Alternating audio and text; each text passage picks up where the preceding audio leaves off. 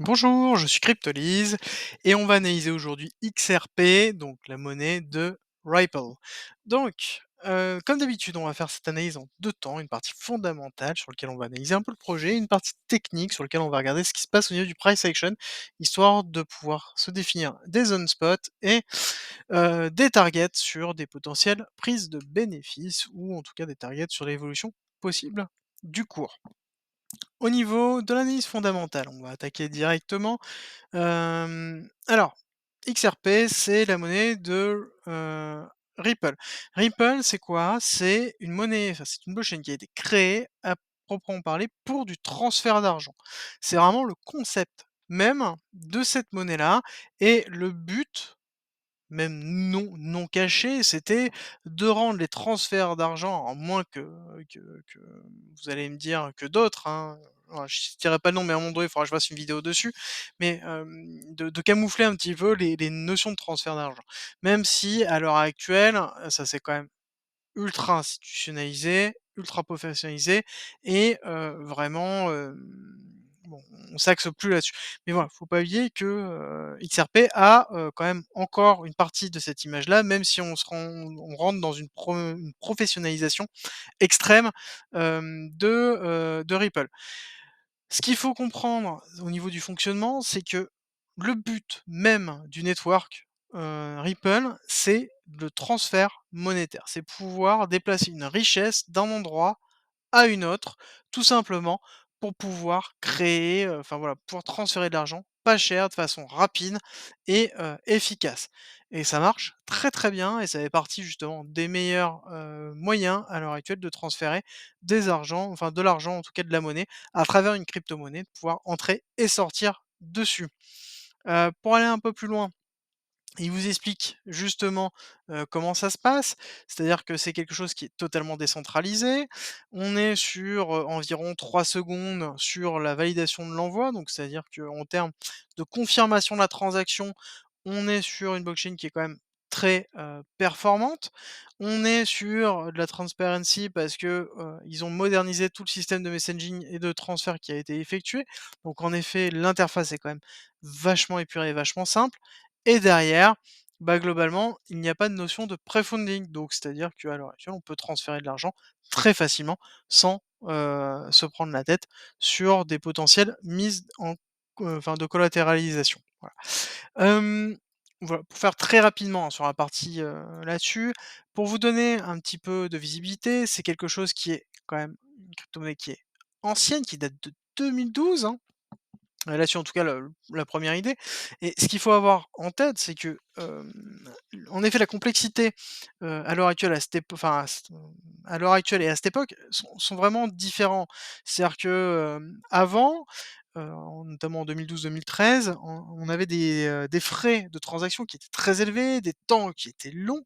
Il y avait, enfin, c'était le début, en fait, tout simplement de la blockchain, donc c'est pour ça qu'il y avait Litecoin qui est arrivé tout de suite pour essayer de limiter.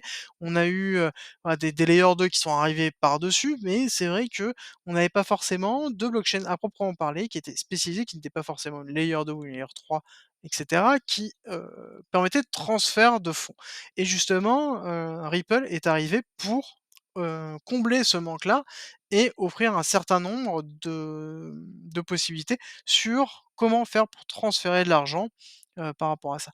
Et c'est vrai que, on va en arriver à moi, ma question, c'est, quel va être l'avenir de ce type de network dans un monde où, on a de plus en plus de blockchains qui sont de plus en plus rapides, avec de plus en plus de possibilités de transfert, de stablecoin linkés, de gestion sur les fiat, beaucoup plus d'exchanges, à l'heure actuelle, notamment des exchanges qui ont quasiment pas de coût d'entrée et de sortie d'argent.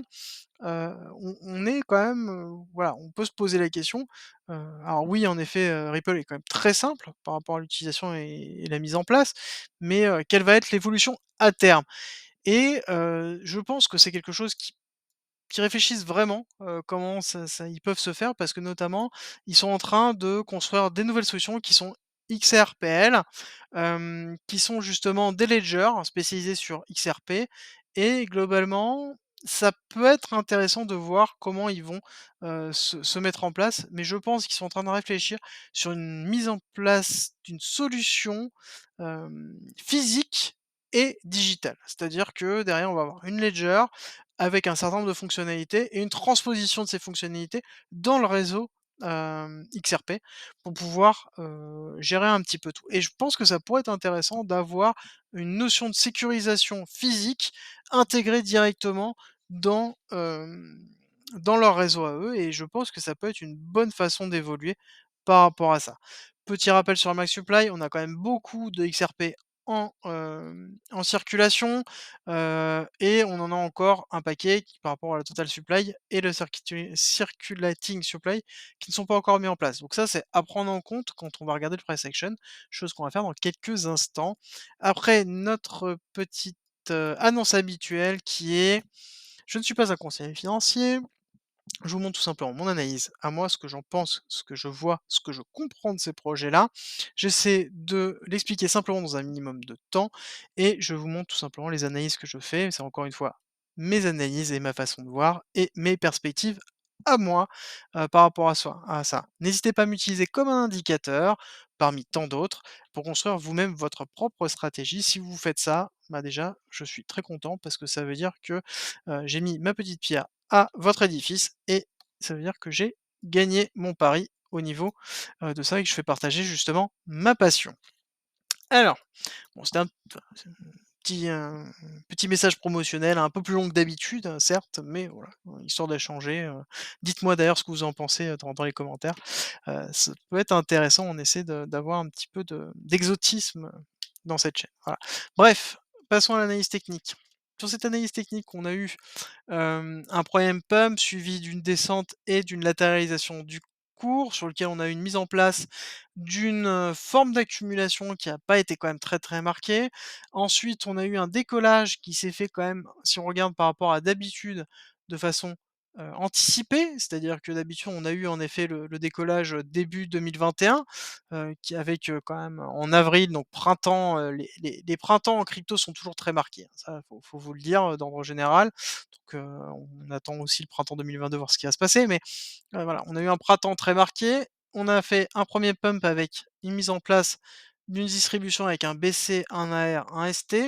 On a validé un saut à 786, qui n'est pas encore terminé à mon avis, étant donné que pour moi le saut va se trouver plus bas, donc c'est-à-dire va se trouver à globalement 0,4 voire possiblement 0,37-36, pour pouvoir aller chercher la liquidité et le point of interest et l'order block qui se trouve ici, dans cette zone-là.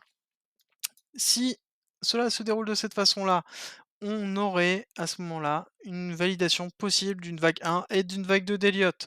Donc à aller chercher la vague 3, chose qu'on ira quantifier par la suite. On note qu'on a eu une mèche qui nous a créé une grosse liquidité à 0,598. Donc cette liquidité-là doit être prise là à l'heure actuelle. Donc pour moi, ça pourrait être une bonne base pour pouvoir consolider le cours, pour aller chercher ensuite l'order block et la liquidité et nous valider quelque chose d'assez beau au niveau du saut pour pouvoir aller faire lutter et Lutan. Lutter et Lutan prendront justement le BC et iront chercher possiblement nos targets qu'on ira voir par la suite. Petite chose rapidement si je regarde, ce qui a été fait ici. C'était juste je veux juste confirmer un petit peu, d'accord, on n'a pas trop d'écart donc on est bon. Donc là, on a eu une partie de retracement, donc pour moi, on a eu une première vague, on a eu une deuxième et donc on a le troisième temps qui est en train de se faire, qui s'est pas terminé, qui doit, pour moi, enfoncer la liquidité qui se trouve ici au 786 pour aller chercher idéalement mécher et aller chercher cet order block là.